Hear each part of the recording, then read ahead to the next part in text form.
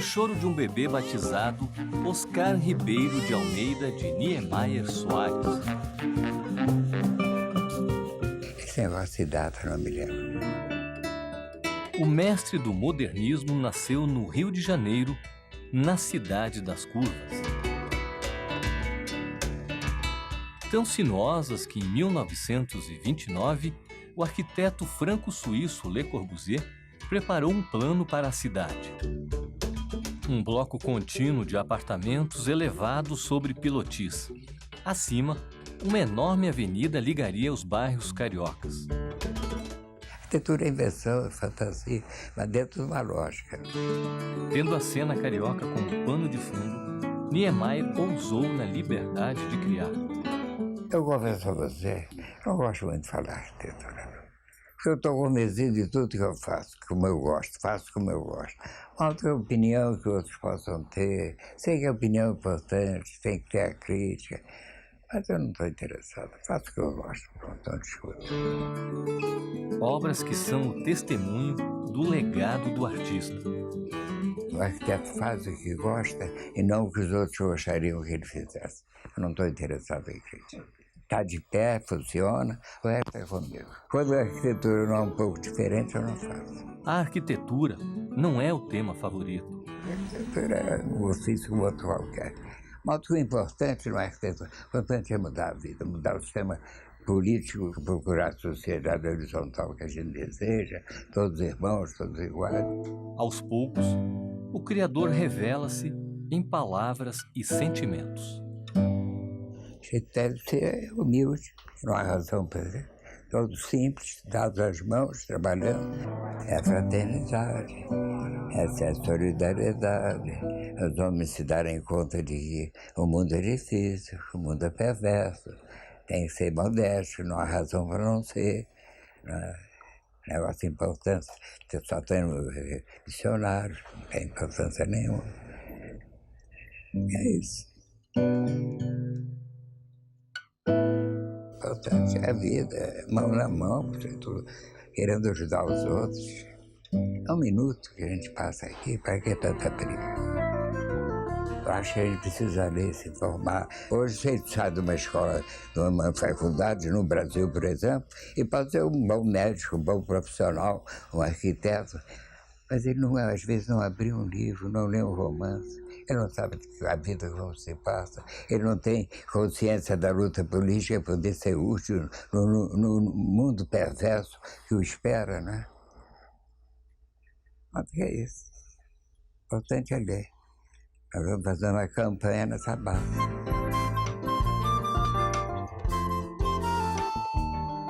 O Darcy Ribeiro, por exemplo, ele queria que os alunos tivessem mais contato, trocassem experiências, não ficasse cada um nessa ideia de evitar o especialista, né?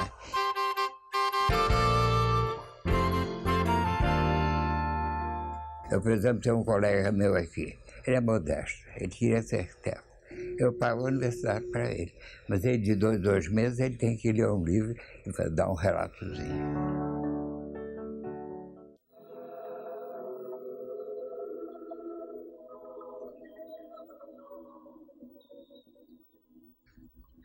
Mas eu gosto dos soviéticos. Torrada em cima deles do que dá, todo mundo sendo preso e protestando. O único que se salvava um pouco da pressão era o Tolstói, que era um pouco ligado lá. Mas é engraçado que é um momento assim que aparecem escritores melhores, artistas melhores, né? E cada país é uma coisa, uma determinada coisa que domina.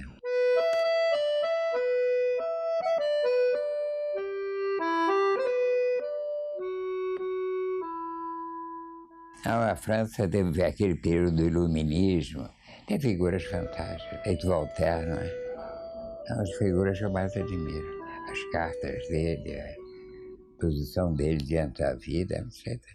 Formidável. Sartre é fantástico. Um dia ele me telefonou em Paris, queria que eu participasse de um encontro que ele tinha lá. É um negócio público, não é? E eu falei com o pessoal do partido e disseram para não ir. E o Tato com aquela mãozinha assim, era uma figura engraçada.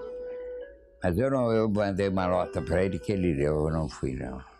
E os livros do Tato são fantásticos, é uma figura inteligente demais.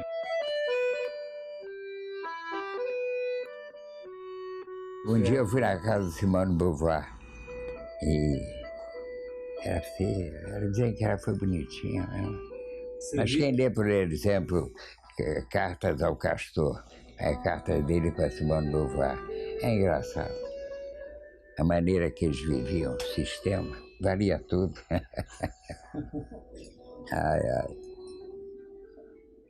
Mas era uma figura. Eu acho que o sujeito deve se informar. Eu acho que todo o ensino superior devia haver conferências de física, de filosofia, de letras, não é? Para o homem não ser um especialista, que é a coisa pior que existe, feito nos Estados Unidos. Você quer ser um vencedor. Isso é uma merda, não é? Eu fiquei, somando as 2 vezes que fiz, fiquei quase um ano em Nova York. Achava chatíssimo. Então a gente vê o mundo assim. O comunismo não vai resolver o problema do ser humano. Vai fazer a vida total, tudo mais correto, num clima de amizade. Todo mundo tem um lado bom, deve ser aproveitado. O Lenin dizia que um pouco de qualidade já era bastante, e 10% já era bastante. Na Universidade de Brasília, o arquiteto Oscar Niemeyer recebe em solenidade o Prêmio Lenin da Paz, que lhe foi conferido pelo governo soviético. O embaixador da Rússia faz a entrega do prêmio, enaltecendo a obra de Niemeyer, e o artista recebe as insígnias das mãos de uma representante russa como homenagem à cultura do nosso país. Pois é, esses prêmios, não sei, para mim também não são importantes.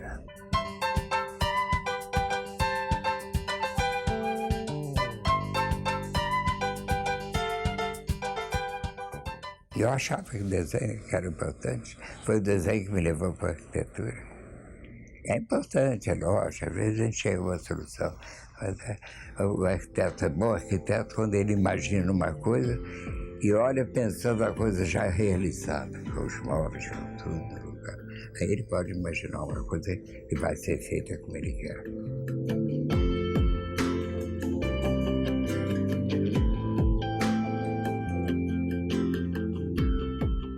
Eu posso fazer o projeto sem sair daqui. Antigamente eu achava que o desenho é que comandava a arquitetura, mas não é. É a cabeça, a mão é o como é que é? A mão é o sistema de marcar, não é? Mas a arquitetura está na cabeça. Posso fazer o projeto pensando 2 dias aqui. Se eu fizer, por que eu fiz o Museu de Niterói assim? Então, sim, cheguei lá, tinha o mar, tinha as montanhas do Rio, tinha um espetáculo que eu devia preservar. Eu fiz isso, suspendi completo. Mas a arquitetura tem que ser sempre uma explicação. O espaço que envolve o prédio faz parte da arquitetura.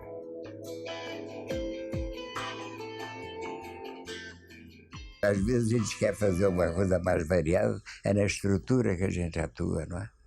Mas às vezes a gente faz uma coisa que não constava do programa. Às vezes você for no Museu do Brasil, você vai ver. Eu fiz uma ponte que sai do andar, passa por cima da cidade e entra outro andar. Isso não precisava isso. Mas quem vai lá quer subir nisso, quer ver a cidade. Ele está espantado e diz, por que foi feito aquilo lá? Mas dá prazer em andar naquilo e ver, passar pelo ar assim, perto da catedral, entrar de novo no edifício. Se você for lá, você vê que é um espetáculo da técnica estrutural o mais apuro. Não é só uma curva de 80 metros, é a curva dos tirantes, os mezanines, as rampas. É um espetáculo assim, de técnica que mostra o progresso do concreto armado hoje. A arquitetura, eu não critico o colega, cada um faz o que gosta. Tem um concreto para ir oferecendo tudo. Agora, a curva está na estrutura. Você tem um espaço maior, a própria técnica obriga a curva.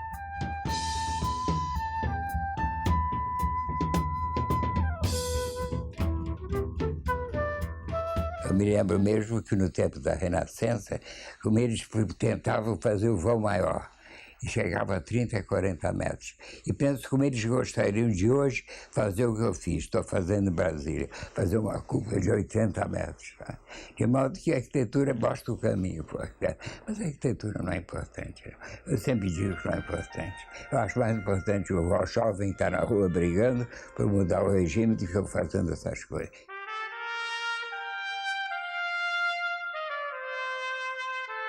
A arquitetura é invenção. A arquitetura tem que criar surpresa com qualquer obra de arte. Nós podemos voltar ao passado, ver as coisas antigas, a primeira adega, a primeira cúpula, as catedrais, né? Mas os arquitetos lutavam para poder fazer uma coisa diferente.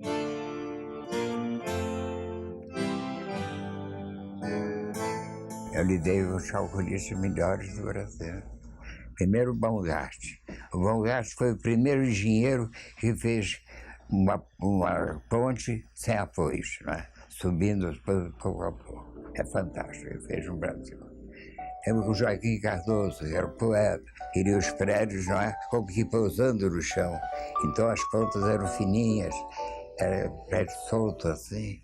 Eu me lembro quando me criticaram e disse que eu vou fazer essas pontas de ferro maciço para ficarem mais finas ainda.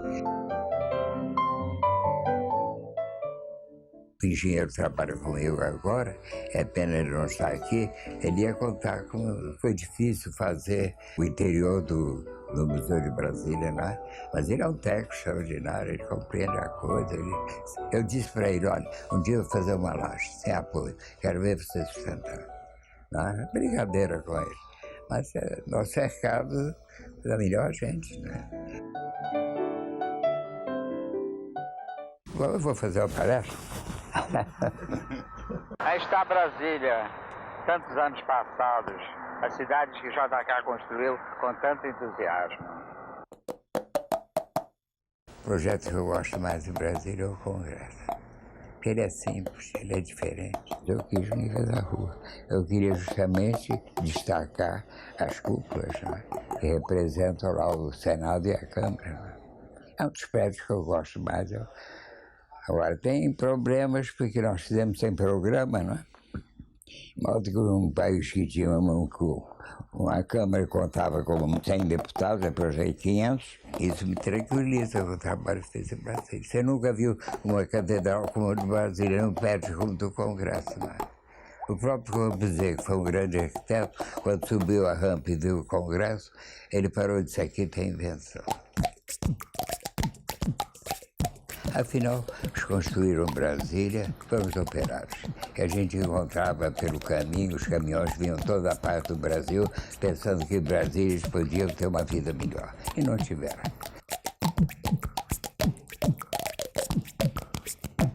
Brasília foi uma aventura, não é? Eu digo sempre que Brasília começou em Pampulha, não é? Pampulha foi a primeira obra de JK, meu primeiro projeto de arquiteto. Eu lembro que foi a mesma coisa, a mesma correria, a mesma preocupação com o prazo, as mesmas inquietudes, não é?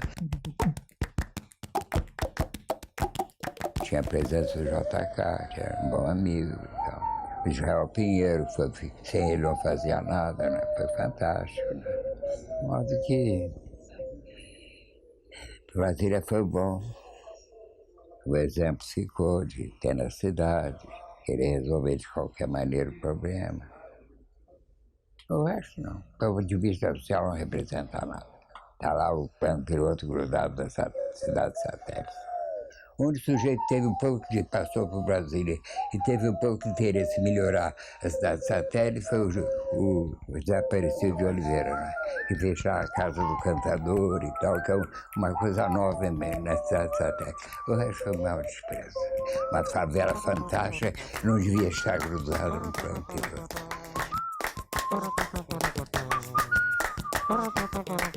Vou fazer palestra, porra.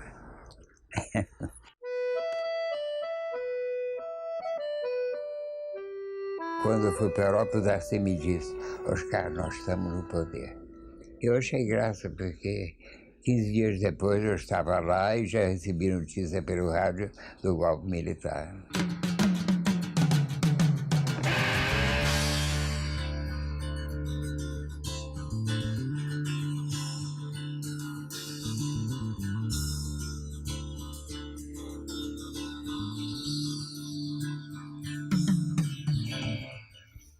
Mal fiquei de longe, preocupado com o meu trabalho. Uns amigos estavam no Brasil, sofrendo essa pressão brutal que houve durante 20 anos contra o nosso país.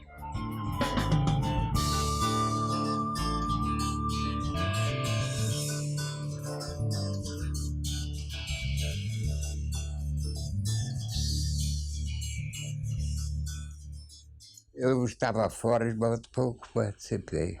Mas tudo que eu me lembro, e que ficou na memória, revoltado, foi que o embaixador norte-americano, Newton Gordon, procurou o Jango para pedir que daria apoio desde que ele despedisse todo o ministério. Então isso ficou muito dentro de mim, porque a coisa se repete sempre, né? Agora mais ainda com a pressão que o governo reacionário do Bush vai exercendo por todo mundo.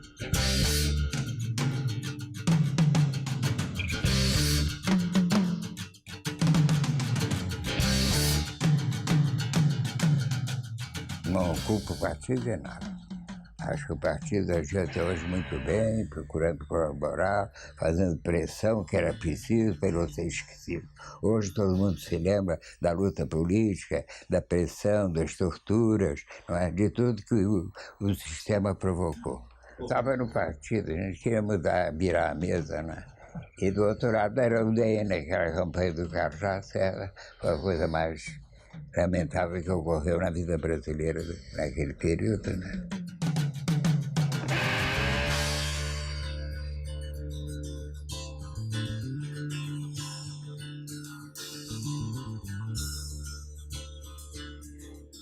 A minha passagem pelo partido foi de simples militante, preparado para a luta, né? Interessado nos comícios, organizadores, todos.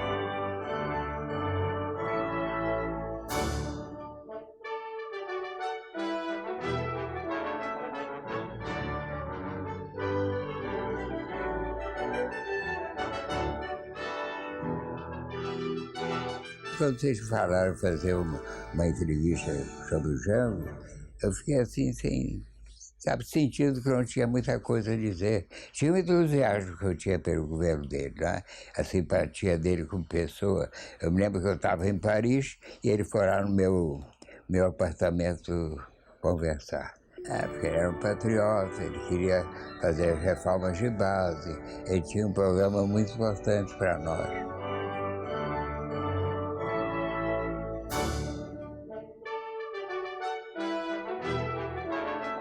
Celso, Palmeirão, essa turma toda, todo mundo foi a Argélia, um trabalho feito assim com muita liberdade, que o Boumediene, que era o presidente da Argélia, não estava, não é? De modo tão momento assim que nós passamos na Argélia, com muito prazer, ver uma coisa nova. Não existe uma universidade como a de Constantino, baseada em coisas mais importantes que o ensino está pedindo. Eu, o Darcy Ribeiro. Nós fizemos uma universidade só com 2 edifícios. Normalmente uma universidade tem 10, 20 edifícios, faculdades. Né? E desses 2 edifícios os alunos se utilizam, não é? De modo que é uma troca de conversas, de experiências, de pontos de vista, que o Darcy reclamava numa universidade. De modo que é uma universidade completamente diferente e foi feita com muita liberdade. Uma vez um arquiteto disse que não existe arquitetura antiga nem moderna. O que existe é boa e má arquitetura. Por exemplo, o negócio da arquitetura na União Soviética é um desastre. Agora eu estou mexendo lá em Cuba e eles tiveram influência dos arquitetos soviéticos. E vendiam um prédio que não precisa ser pré-fabricado, é pré-fabricado. É tudo horrível. Um dia eu cheguei, estava em Moscou, e eles me chamaram na universidade. Então chegaram os 3 velhinhos já da universidade. Naquele tempo o moço era eu. Doutor Maia, o que você acha da nossa arquitetura? Eu disse, eu estou com vocês, problema político, da guerra, mas arquitetura, não gosto não. Então apresento, o chefe ficou logo irritado, apresento suas críticas. Eu disse, eu não vim aqui para fazer crítica a ninguém, você está perguntando, esse prédio é muito ruim. Expliquei, as colunas são um pouco espaçadas, coluna demais, grossa demais, circulação mal feita. Então, por que você não fala isso com o arquiteto? Eu quase esculhambei. Eu não vim aqui para falar com ninguém, eu tenho que estar perguntando. Eu tenho que responder, não vai mentir. Se você quer colaborar, é dizer a verdade, né?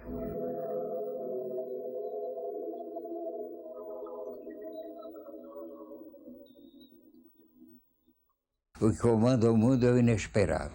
E numa outra hora pode acontecer um fato novo que a gente não esperava e pode vir a favor ou contra nós. Né?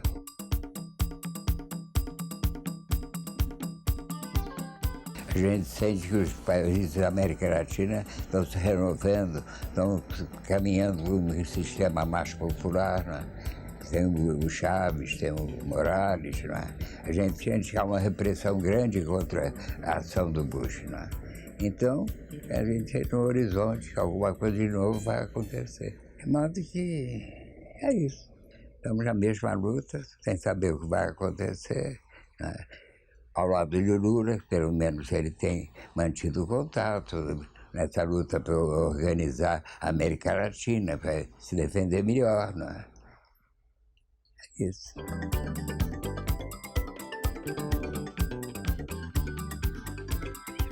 Ele é um operário, ele é ligado à classe operária, ele é a favor da organização da América Latina contra os latinos do Bush. Precisamos dele. O mesmo que acontece com o Fidel, que é o líder da América Latina. Deu exemplo que é preciso brigar às vezes. E aproveitar uma oportunidade, a figura fantástica.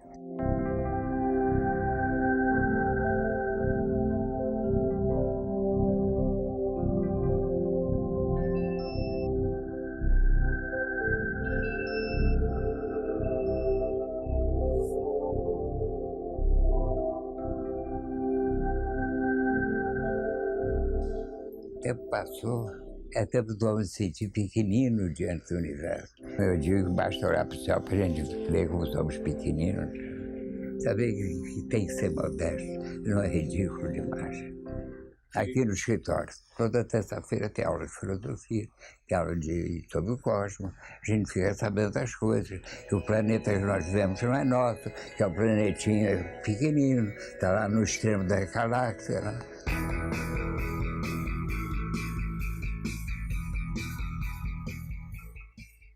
Essas aulas que a gente tem aqui de filosofia e de física do cosmos, é tão bom, o jeito vai ficando menor, vai vendo que tem tanta coisa para descobrir ainda, né? É um mistério danado. Né? Certas coisas ainda não têm resposta.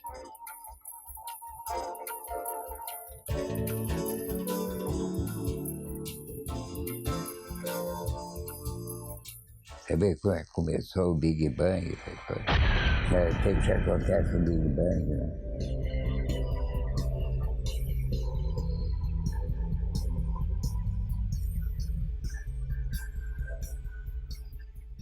Nem de cima, os pedacinhos. É aqui, entra de um lado e sai para o outro. Mas é fantástico, maravilhoso.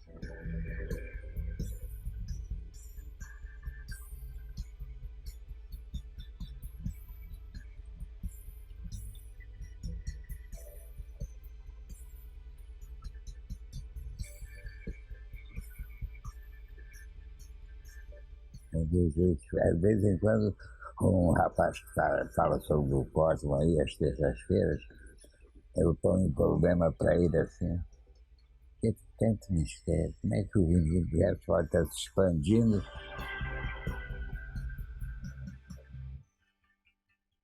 E essa distância que vai aumentando, problema de atração, de tudo, né?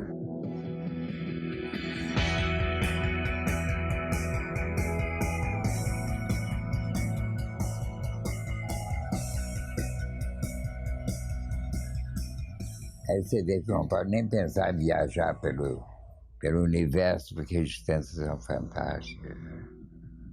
Big Bang, espaço negro, né?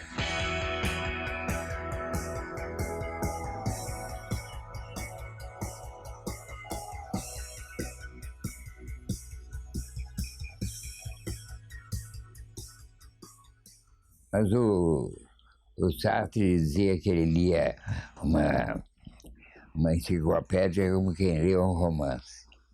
Essa história da filosofia é parecida, né? A gente vai lendo aquilo, a coisa vai evoluindo. Quando chega em Marx, a gente respira, bom, vai melhorar. Né? Mas aí continua.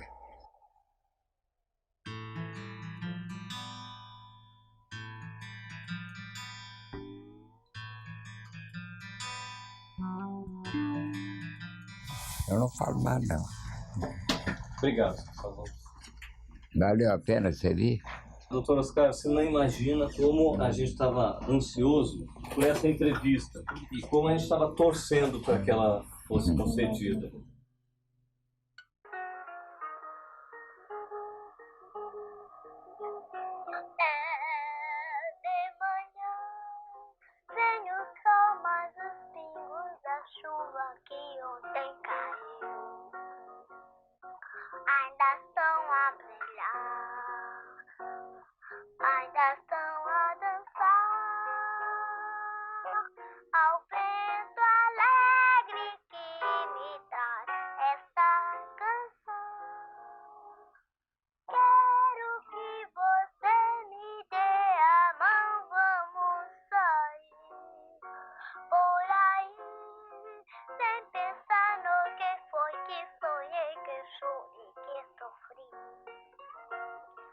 Pela nossa manhã,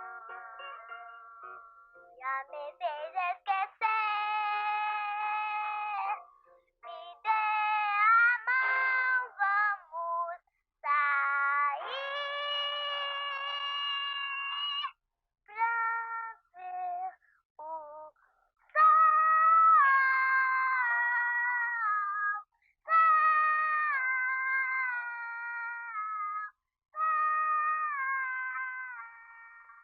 Eu me sinto tão pequenino diante desse universo fantástico.